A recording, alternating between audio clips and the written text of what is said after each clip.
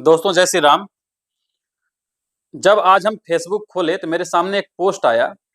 राजपूतानियों द्वारा जो जौहर किया गया है उस पर एक पोस्ट आया और उस पर कुछ कमेंट था कि अगर राजपूतानियों को लड़ने सिखाया जाता तो जौहर करने की स्थिति नहीं आती, वो रानी लक्ष्मीबाई की तरह लड़ती। ऐसे लोगों को अगर इतिहास का जानकारी होता तो ऐसा कमेंट नहीं करता कि आखिर जौहर करने का स्थिति आता ही क्यों था। हम कुछ इतिहास का जानकारी देते हैं ऐसे कमेंट करने वाले को।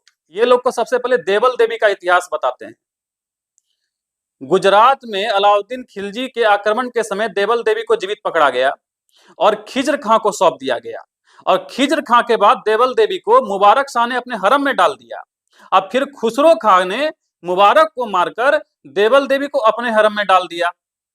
आप हरम समझते हैं ना? देखिए कि मुगलों के द्वारा स्त्री के साथ कैसा बर्बरता किया जाता था, आप वो समझिए। इसी प्रकार गोंडवाना की रानी दुर्गावती के देहांत के बाद जौहर हुआ था, जिसमें अकबर के सेनापतियों ने जौहर के बाद महलों में प्रवेश किया तो रानी दुर्गावती की बहन और उनकी पुत्रवधू जीवित मिली, जो जौहर के भय से छिप गई थी। फिर समझिए उसके साथ क्या हुआ कि अकबरनामा के अनुसार इन दोनों को अकबर के हरम में डाल दिया गया। स्वयं रानी दुर्गावती ने अकबर की सेनाओं को 3 बार हराया था, परंतु आखिर में जब वो जख्मी हो गई तो उन्होंने देखा कि मुगल उन्हें जीवित पकड़ने के लिए घेर रहे हैं, तो उन्होंने स्वयं अब कटारी निकाली और स्वयं अपने आप को जो है घोप दी।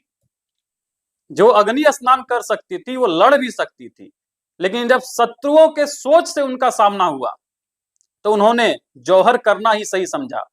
अपने सतीत्व को बचाने के लिए सारा जीवन अपमानित होकर ना बिताना पड़े, इसलिए उन्होंने जौहर को ही सही समझा। आप इसका एग्जाम्पल हमास और इजराइल के युद्ध में देखिए कि एक इजरायली महिला सैनिक को हमास के आतंकवादी के द्वारा पकड़ा गया और उसके साथ क्या बर्बरता किया गया। अगर ये लोग इसको भी देखा होता और इस पे थोड़ा दिमाग लगाया होता तो जौहर को के बारे में ऐसा कमेंट नहीं करता। रही बात रानी लक्ष्मीबाई की, तो उनकी साहस और बलिदान को सदा याद रखा जाएगा, लेकिन उनका सामना अंग्रेजों से था, मुगलों से नहीं। अब कोई भी इस तरह का बात करे तो आप उसको ये वीडियो जरूर दिखाइएगा। इस वीडियो को ज्यादा से ज्यादा शेयर कीजिएगा, जिससे ऐसे कमेंट करने वाले का मुंह बंद हो, और चैनल को आप सब्सक्राइब जरूर कीजिएगा। जय श्री राम, जय सनातन।